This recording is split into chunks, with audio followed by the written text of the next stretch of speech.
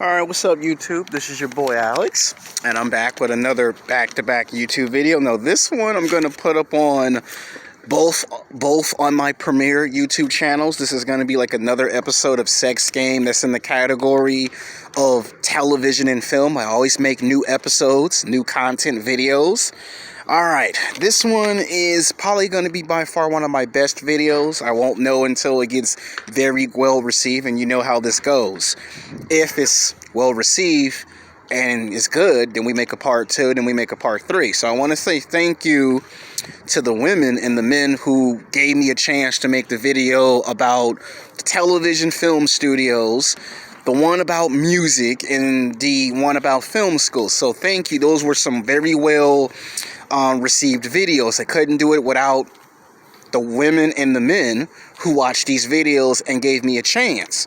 So I deeply appreciate it. So thank you to the black women, the black men. Thank you to the white men, the white women, the Latino women, the Latino men, the Asian men, the Asian women. Thank you to all the women and men of all races and color. Thank you for giving me an opportunity to make those videos very well received. I couldn't do it without you women and without you men. Without both of y'all, those videos would have never gotten that good of a critical reception. You know, y'all give me the motivation and the confidence to make the videos. I try my best to give you some good content videos. It's not always easy. I'm trying my best to make it to the end of the year just like everybody else. And sometimes I have good days. Sometimes I fall short. Sometimes we make the goal. Sometimes these videos are hits. Sometimes these videos are miss. It's just like your favorite movies and television shows. Not everything's going to be super good. I try my best to make it super good because y'all deserve the best of the best.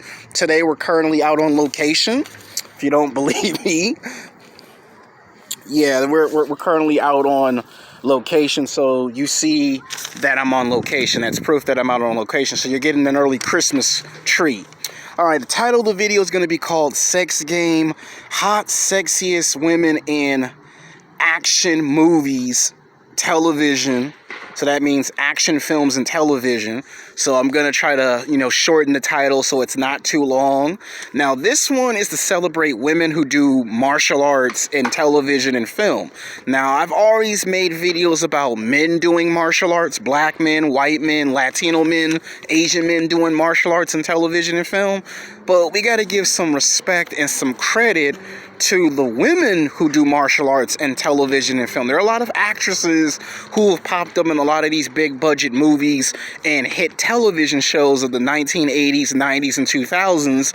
And a lot of these women don't get enough respect and credit for, getting their bodies in athletic shape, putting in that time, that effort, that sacrifice. A lot of them are away from their friends and family. When they go do these big budget Hollywood films and television films, they get on screen to transform themselves into those characters from the comic books and video games. And this is my way to show thank you and appreciation to them. So not everyone's on this list because this is part 1. If part 1's very well received, I make a part 2. And if part 2 is very well received, I make a part 3. So if your favorite actress is not on here, don't panic. There might be a part 2. Now, it may not be Sunday, but it will be a part 2 in the near future. I have another video for Sunday. I'm just, collecting the thoughts to write the script out for that video. I don't want to make too many videos on the weekend. That's when I got to do my sports channel for football, but that's not why you're watching this video.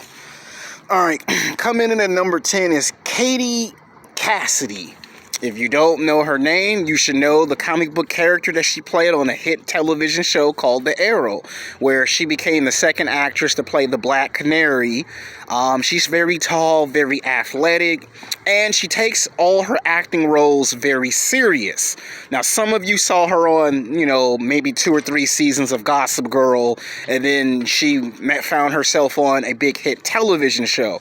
Now, she did some movies, but she hit it real big with the television show Arrow, because after being on the show for 8 seasons and playing like 3 different versions of the Black Canary, because there's the Black Canary, there's Earth 2, there's Black Siren, she plays different versions of her character. And I do find her very physically, sexually attractive for a woman that's tall. You know, 5'10", 5'11", that's tall. I find white women like that very physically, sexually attractive. You know, she's taken care of herself in good athletic shape. And she's a prime example that if you work hard, good opportunities come, because now she's getting her own television show. What I mean is she's going to be on a television show, but you know she's going to be one of the main characters that if they want to spin off her own show, she'll get it. I mean, if anyone has brought the character of the Black Canary to life, is this actress, because she has that exotic look. You know, she looks every part of the character. She made that transition. You know, she went from being this sexy, pretty face to this badass that'll kick your ass on the screen. And I enjoy her as an actress. Like, when you say actress, you can take her serious, because she does all the martial arts for real. Like, some of these actresses do dangerous stunts. Like, there are people who have broken their arms, their legs, and she does all the fighting for real. Like, she takes it serious. You can tell she's gone to martial art classes. She's improved her acting. She's gotten better. And when they have her come on the show, she gives out her best performance. Like, her performance can be pretty much on the same level as the actor who plays the main character, Errol. So she ain't just one of these actresses that just get cute for the camera. If she needs to get physical, she can get physical. I would say she's like a cross between the television's version of Selena Kyle Catwoman and the next actress that could have been playing Wonder Woman. Like, when you watch her, you have that sense that everything she does is real. Like, no BS. She goes head in first and takes the approach to this character. And for her to be on the show for 8 seasons and everyone likes her character and they like the actress that plays that character, she's like the best character on television. Like, hands down, she's the best one. Now, I'm not trying to say that other actresses who play Thea Queen, you know, the half-sister of Oliver Queen, and the baby sister who was the first, I'm not saying none of them are not good, so please don't misconstrue what I said. What I'm saying is she surpassed them because all her fans supported her. When they took her off after season 4, people were outraged and sent letters to the studios like, don't get rid of this actress. Like, we see some talent in this actress. And once the studio recognized that people like her character and she played different versions of herself on the Arrow show, you see she stuck around and fans showed trust, and you can see that she respects her fans and her fans respect her. Now, she should be much higher on this list because she really has worked her butt off. Like, she's made the character, the Black Canary, she's made it her own. And the fact that she got to be on The Flash, The Arrow, Legends of Tomorrow, and then she's going to be in a spinoff, that lets you know that they have confidence in her ability to lead a good television show. So we got to put her on. We have to put her on the list. All right, coming in at number 9 is Jennifer Garner. Now, I'm a huge Jennifer Garner fan because she did a movie called Elektra. Yeah, I know some people are going to say the movie wasn't that good, but hey, that was like the Marvel Comics version of Wonder Woman. Like, if you just think about it, back in that time period, we had Tomb Raider, we had Resident Evil, we had Underworld, and the next big female superhero movie was going to be Elektra. Now, when she showed up for Daredevil, she took the movie serious. She dieted, she got into athletic shape, she transformed into Elektra, and she looked exactly like the comic book character. And when she got her own movie called Elektra, again, she rise to the occasion. Now, you gotta remember, she did these 2 movies back to back. She did Daredevil and she did Elektra back to back, or a year apart. And what credited her with this experience is that she was in a television show called Alice that ran for 5 seasons. And it was like a spy thriller where she's an international spy. It was like she was a cross between Wonder Woman and a female version of James Bond, with the right tone and the right interpretation, where she would impersonate different versions of herself to basically, you know, fight the bad guys and save the day. That's what got her to play Elektra. And if you think about it, if it weren't for movies like Elektra, even though she was only in 2 films, you probably would have never gotten a Wonder Woman movie, because that was a test at that point in the film industry. That was a time to see, was it time for female-led superhero movies? And at that time, it was like in the beginning, early stages. Like, you look at 2002, 2003, 2004, 2005, that was like the early peak of the boom of female-led action hero movies. And the martial arts was real. All of the martial arts that she displayed in that film was real. She did her own dangerous stunts. There were moments where she got hurt. There were moments where they weren't sure if they were going to finish the movie. Surprise, surprise, she bounced back. They finished the movie. And you watch those commercials, and the first thing you think of, she could have been Wonder Woman. Back when they were trying to get these movies, she could have been Wonder Woman. I mean, I like her as Elektra, but she could have been Wonder Woman. And to me, they don't give Jennifer Garner enough credit, because if it weren't for her playing in those 2 films, and you fast forward today, now you got movies like Captain Marvel, you got movies like Wonder Woman, now you're getting female characters in television, which I will get to in this video.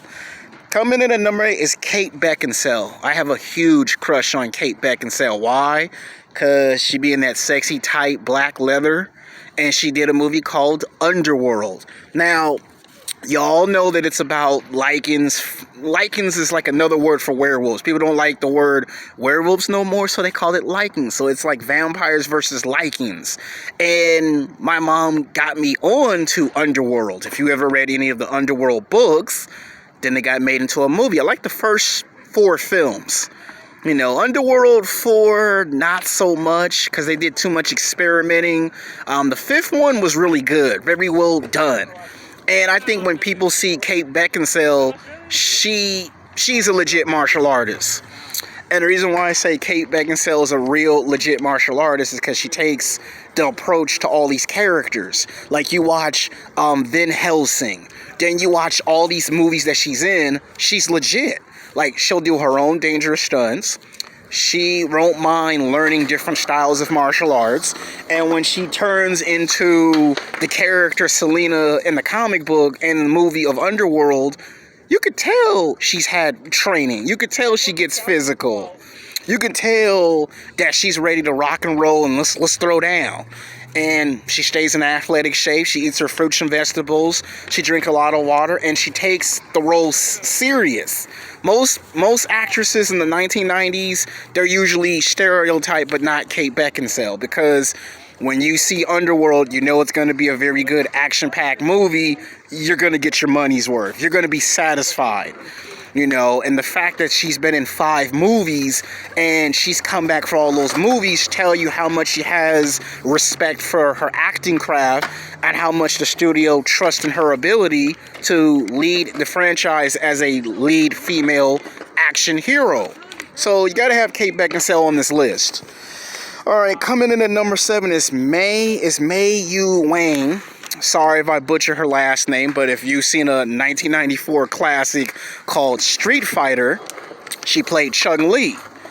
You know, she was very fine in Street Fighter, and you fast forward some 20 years later, she's been in all 6 or 7 seasons of the television show Marvel's Agents of S.H.I.E.L.D. Very physically, sexually attractive woman. Why? Because she's, no matter how old she gets, she never looks her age. And number 2, she's a legit martial artist. Like, she is. Like, she took the stuff she did as the character Chun-Li from Street Fighter, and she brought that into the television show.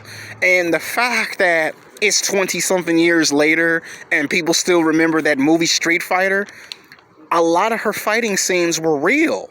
Like, she came in there and she fought Bison, and then you watch Agents of S.H.I.E.L.D., she got that serious look on her face, and then when she do all her fighting scenes, who they remind you of? Scarlett Johanson, the Black Widow, right?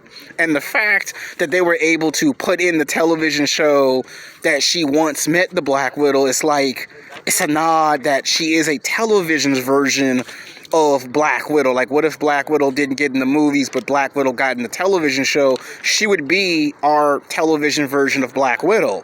So to me, she represents that. And if you're an Asian woman, you would be proud because she shows that she can get into the movies, the television shows, and she's been acting for like 30 years, and she has fun. And as old as she is, nothing has slowed her down. So that's impressive for anybody. All right, coming in at number 6 is Uma Thurman. Why? Because she did one movie to this very day that I like, and it's called Build Kill Volume 1. Yes, there's the second film, but I love the very first one. That yellow jumpsuit, badass samurai sword, driving the motorcycle. And the fact that she was like in her 30s when Quentin Tarantino approached her to do this movie. And the fact that she had to diet, she had to train different, and all the fighting scenes were real. I mean, she did swordsmanship to the best of her ability. Like, I was impressed that she was able to make the transformation. Like, and the nod to Bruce Lee with the yellow jumpsuit. Oh, I mean, what more could you ask for as a movie fan? And more important than just a movie fan, what more as a martial artist could you ask for? Like, I was impressed. And that movie was tribute to Bruce Lee, the yellow jumpsuit, the samurai sword, and the fact that she learned the language. It's like, you can tell she's what they call a real talented actress. Like, she really got it together. And the fact that she fought on camera was fantastic. Like, that made me want to do more martial arts. That made me take more martial art classes. It was mostly because her portrayal in that film.